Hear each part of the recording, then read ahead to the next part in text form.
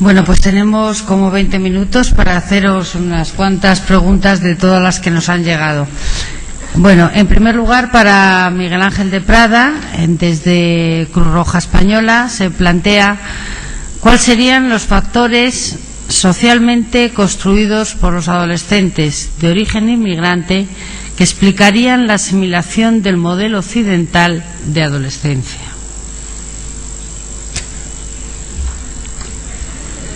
¿Y cuánto tiempo me das? Lo que quieras. Bueno, yo a esta pregunta no tengo respuesta. Eso es claro. Ojalá la tuviera. Lo único, en todo caso, sería comentar que quizá por falta de tiempo y otras muchas cosas y limitaciones propias y tal, quizá hay un abuso, y en la intervención mía posiblemente lo haya tenido también, un abuso de uniformización de la adolescencia migrante.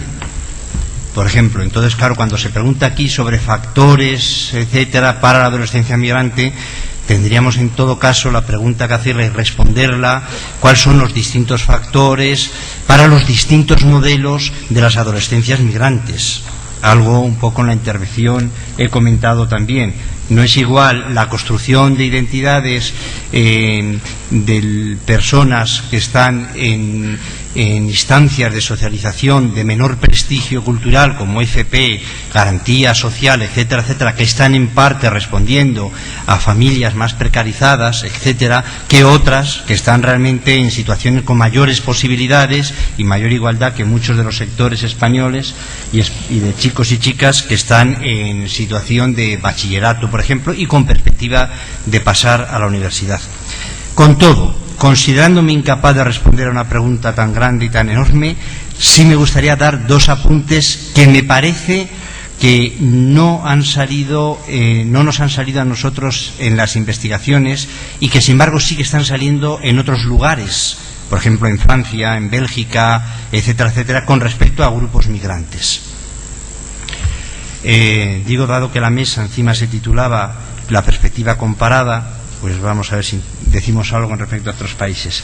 Primer punto, no nos ha salido nada como modelo de construcción de identidad, modelo de vida, etcétera, etcétera, del modelo que, por ejemplo, llama en Bélgica Felice D'Assetto, le llama los hombres mal construidos, refiriéndose a los sectores de jóvenes, de chicos jóvenes procedentes de mayoría islámica que pretenden mantener una construcción de identidad personal, de adolescencia y de juventud, ligada a la tradición islámica y que es totalmente disfuncional con un sistema social de modernización.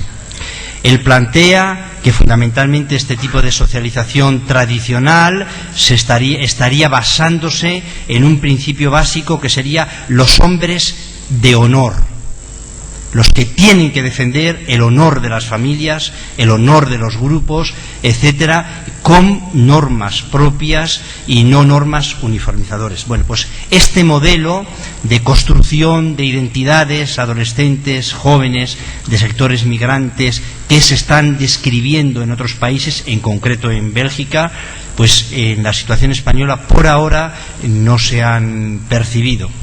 Esto con respecto al tema de los varones.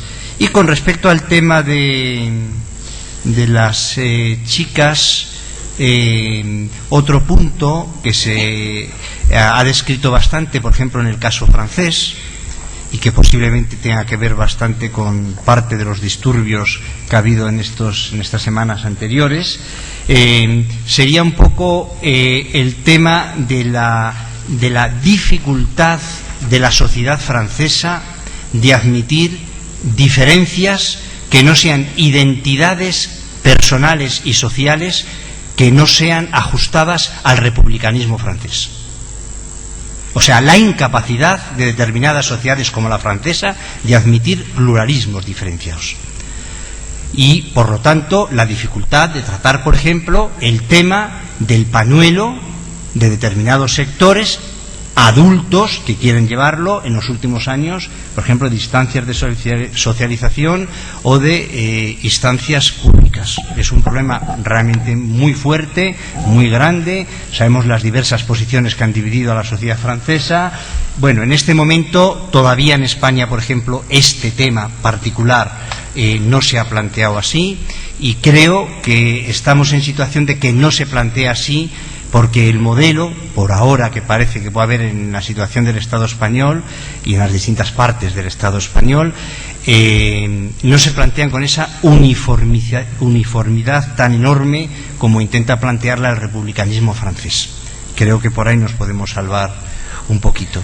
Y después comentarle a la persona de la Cruz Roja que ha hecho esta pregunta, que animarle realmente a que pueda también un poco responder ella a esta pregunta tan importante, ¿no? Muchas gracias. Bueno, pues ahora para Fernando Conde, una persona representante del IES Europa de Móstoles. ¿Cuáles son los indicadores del cambio de las pautas educativas de las familias con la utilización de las normas y límites con sus hijos e hijas?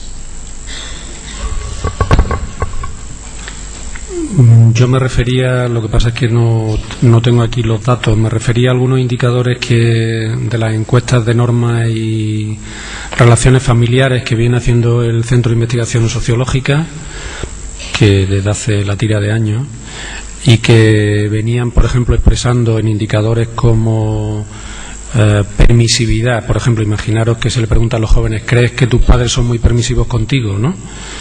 En los últimos años venía un crecimiento continuo de las respuestas que afirmaba la permisividad de los padres, y en el 2003 ha caído esa respuesta.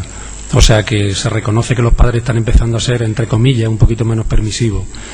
A su vez, en otra serie de indicadores relativos a los horarios de llegada o este tipo de cosas que tienen que ver con las normas, etcétera, en los datos del 2003 también aparece esa inflexión.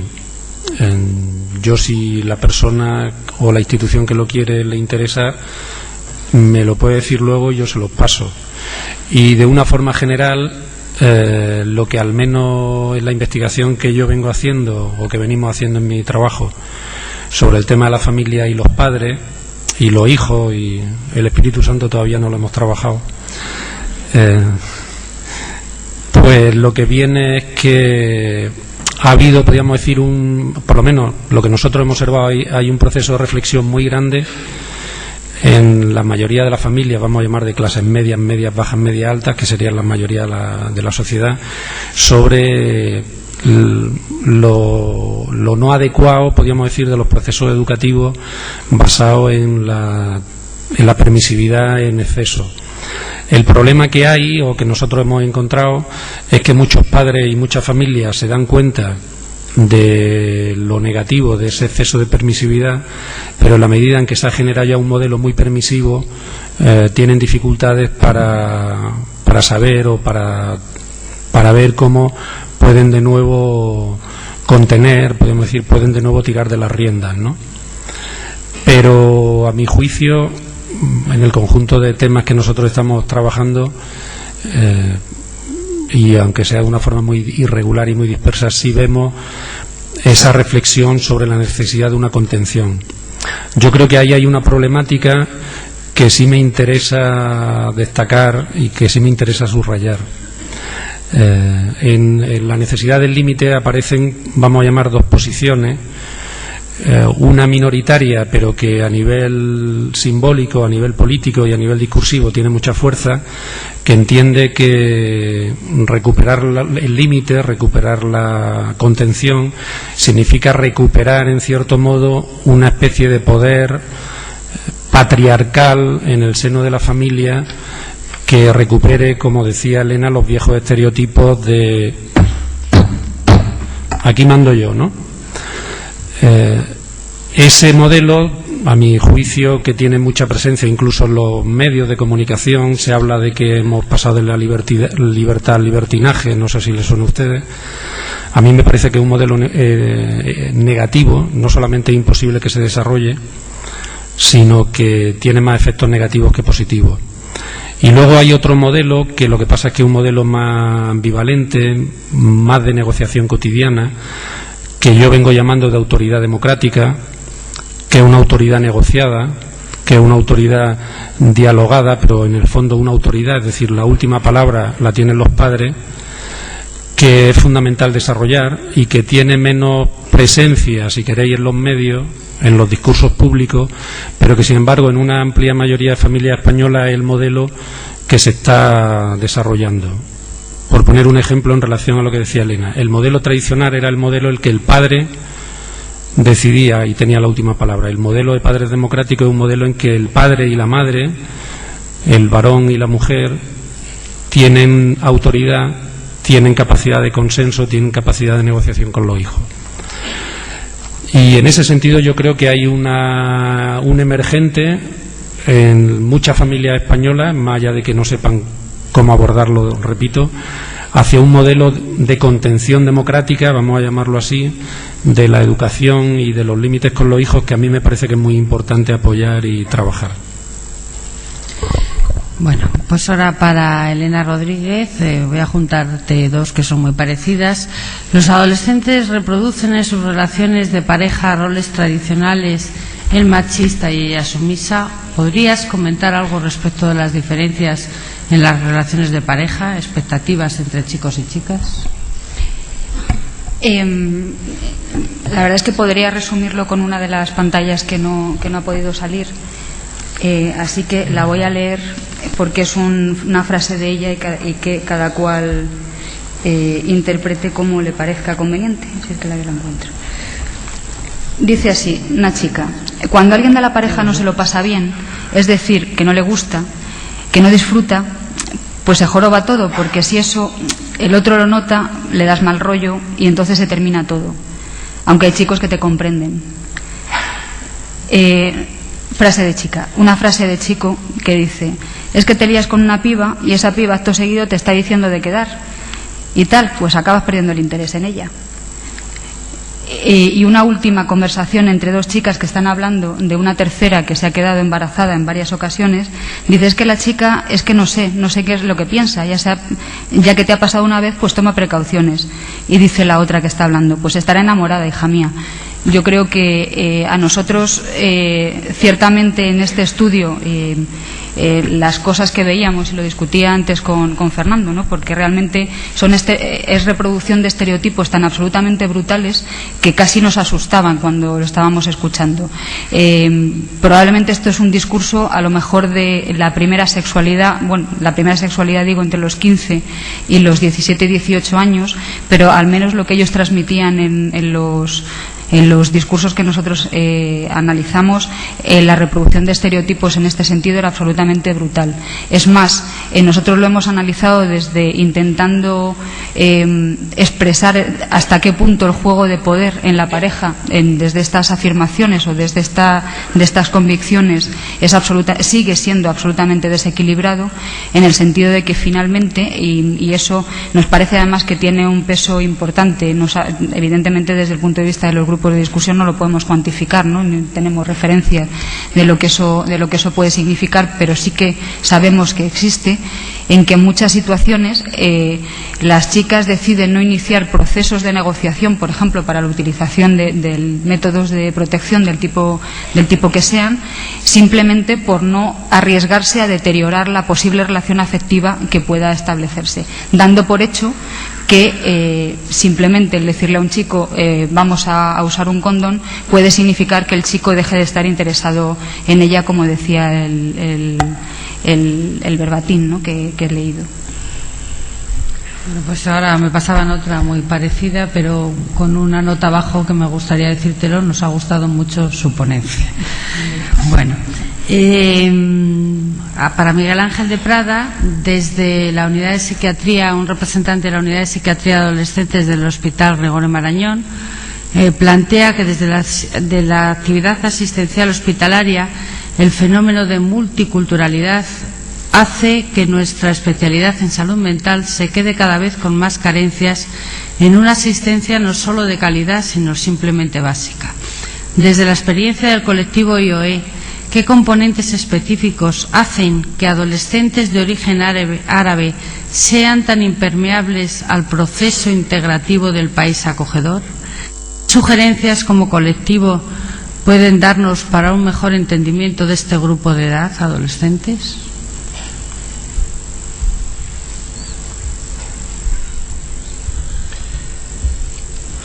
Bueno, también la pregunta se las trae.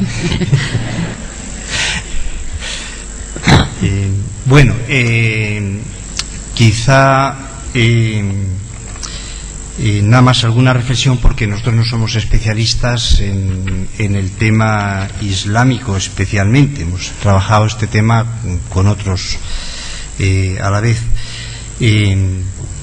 Pero de suyo el tema de plantear que como una identidad islámica resistente a la modernidad, o resistente a los parámetros que nosotros consideramos de normalidad y de modernidad, yo creo que es hacer un enunciado excesivamente general y excesivamente grande.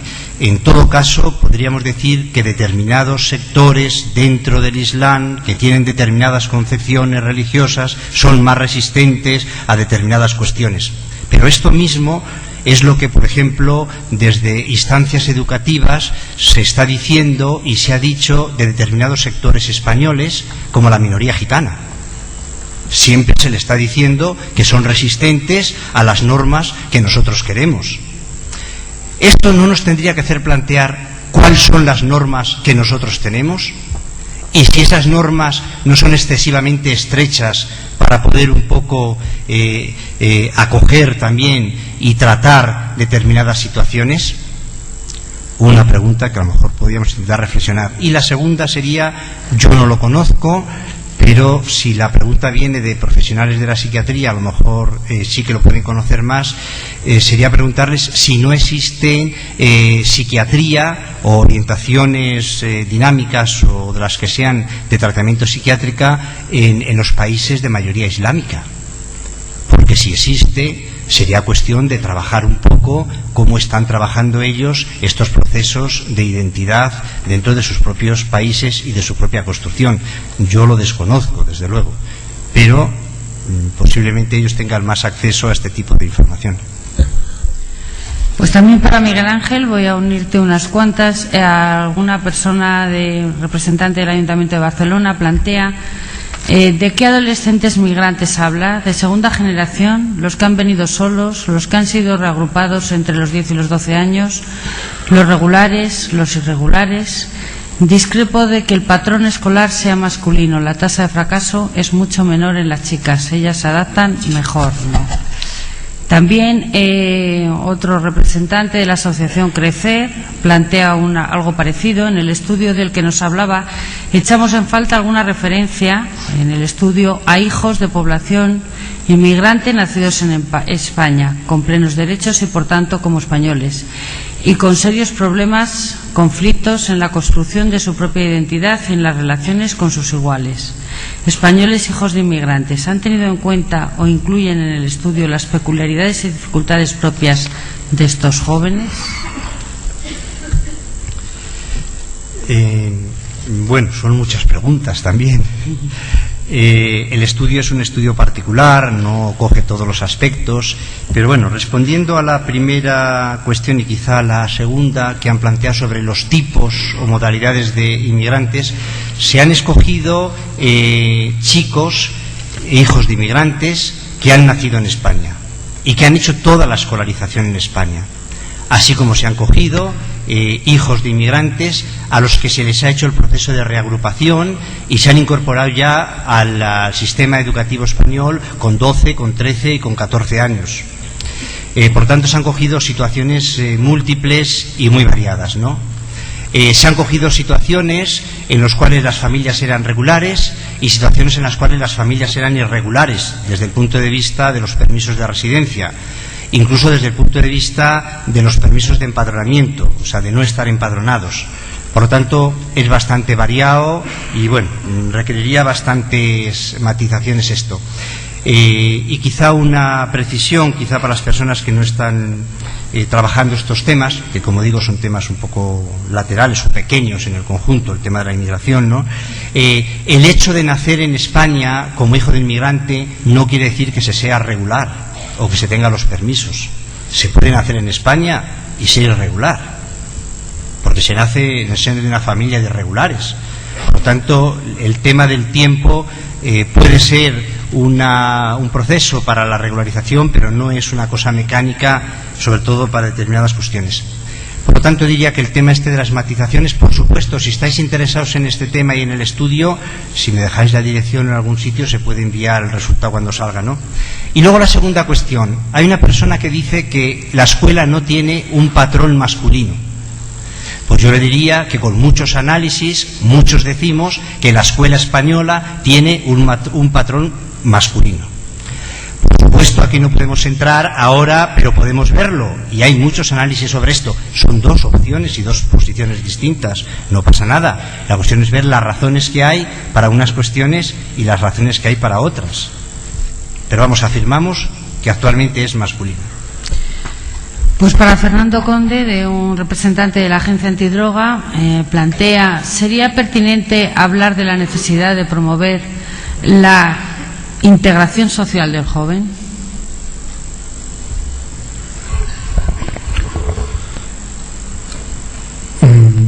Bueno, no sé lo que quiere decir con la palabra integración, porque es una palabra muy polisémica. Se puede entender que la medida en que los jóvenes autóctonos, que era de los que yo fundamentalmente hablaba, han nacido en España y son de familias, entre comillas, normales, ya están integrados. Entonces, desde esa perspectiva no cabría hablar de integración, ¿no? Si se habla lo mismo que cuando se habla de integración de inmigrantes o se habla de integración de excluidos. Desde ese punto de vista no se podría hablar de integración dándole esa acepción a la palabra integración. Ahora, si se entiende la integración, que yo creo que por ahí debe ir la pregunta, de una forma un poquito más amplia, es decir, de mejora de la interacción social, de mejora de la relación, de mejora de la cohesión, de mejora del sentido de la pertenencia, de mejora del compartir, de todo este tipo de temas, a mí es que me parece fundamental. Yo diría que es la piedra de toque de cualquier política de cara a la juventud. Acabar con el ombliguismo y con la separación con la que estamos tratando. Es decir, a los jóvenes no se les puede tener en una vía muerta, no se les puede considerar como gente inútil, porque en la práctica es lo que le estamos considerando. Es decir, son consumidores y la utilidad que tienen los jóvenes son consumidores, no lo consideramos como algo más. Y sin embargo, a mí me parece que cualquier política educativa, de prevención, es inviable e imposible si no descansa sobre un fomento de la integración.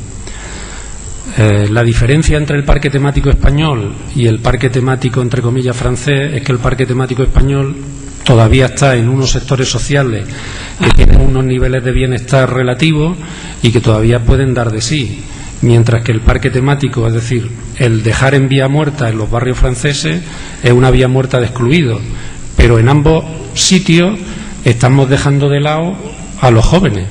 Es decir, no estamos pensando que ellos son gente con capacidad de construirse y gente igual que nosotros, etcétera, etcétera. Entonces, a mí me parece que cualquier política de cara a la juventud tiene que tener el primer peldaño, tiene que tener ese afán de integración. Y eso significa repensar y revisar muchas de las políticas y de las decisiones cotidianas que tanto en la familia como en el urbanismo, como en la política social, etcétera, estamos desarrollando. Esa es mi posición al menos, Es decir, no podemos, por ejemplo, construir sitios donde se vayan los jóvenes y separarlos de los mayores. No podemos mantener políticas segregativas en las que los jóvenes se cuezan en su salsa. Todo ese tipo de temas, a la larga, la gente se entretiene, la gente no te molesta, pero la gente no crece, la gente no se responsabiliza, la gente no se hace mayor, en una palabra, no se hace sujeto, no se hace ciudadano. Y a mí me parece que en ese sentido, me imagino que iría por ahí la pregunta, yo contestaría al 100% que sí. Es decir, tiene que ser la piedra de toque de cualquier política. Bueno, pues hay todo un conjunto más de preguntas para Miguel Ángel, pero yo he elegido una que os haría a los tres y con esta quizá finalizaríamos, que está planteada por una persona del IES La Bureba. Habéis planteado un diagnóstico de diferentes realidades: inmigración, empleo, estereotipos. ¿Qué soluciones o propuestas, medidas de intervención planteáis para mejorar todas estas situaciones?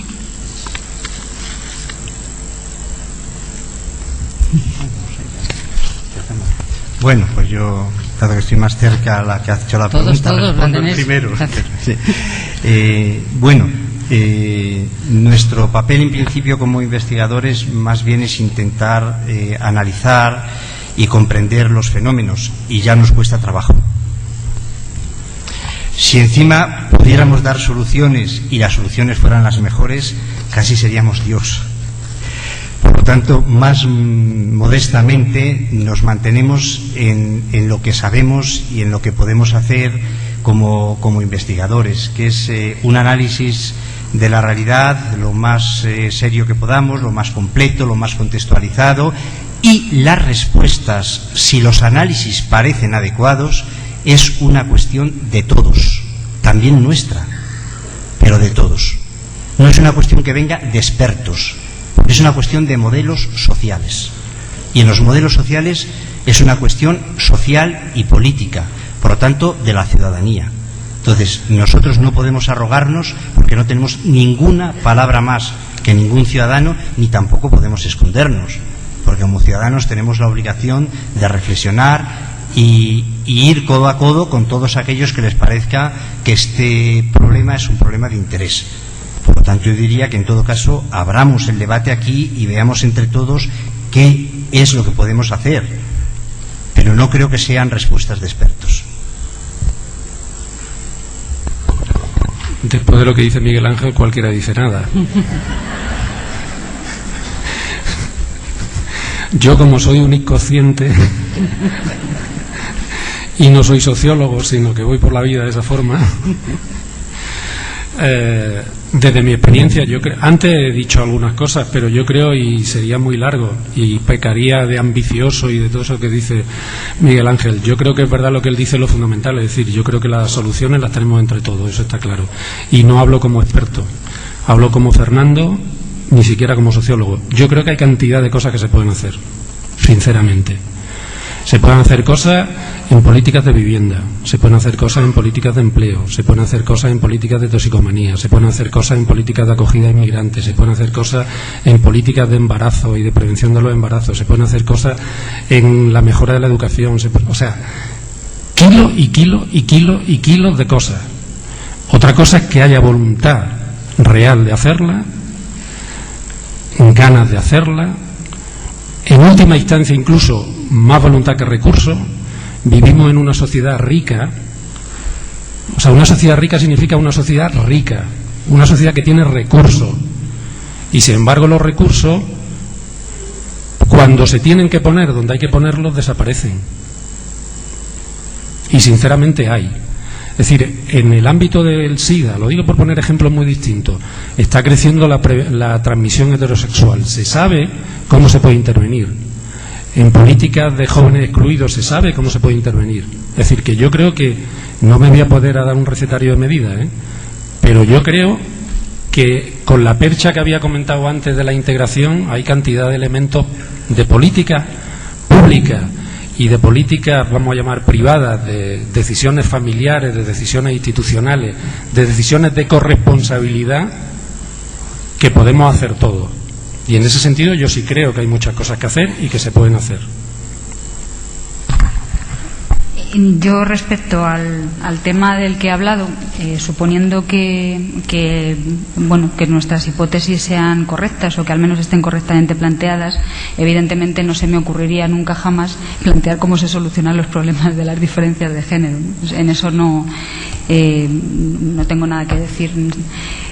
Pero sí que me parece que sí que es importante no perder de vista, un poco como en la conclusión de lo que nosotros hemos visto, la realidad de la existencia de estas diferencias a la hora de plantear otra serie de cuestiones. Por ejemplo, lo que está comentando Fernando, yo creo que hay una cierta tendencia cuando se trabaja con jóvenes a obviar las diferencias entre los chicos y las chicas a la hora de plantear determinado tipo de cuestiones, y por ejemplo en el tema de las relaciones sexuales o en las políticas de promoción del uso de preservativos o todo este tipo de cuestiones, yo creo, nosotros al menos hemos visto en nuestro estudio referentes importantes que se deberían tener en cuenta si es que queremos que los chicos nos escuchen y que las chicas escuchen también, porque sus puntos de partida y las dificultades a las que se enfrentan no son las mismas.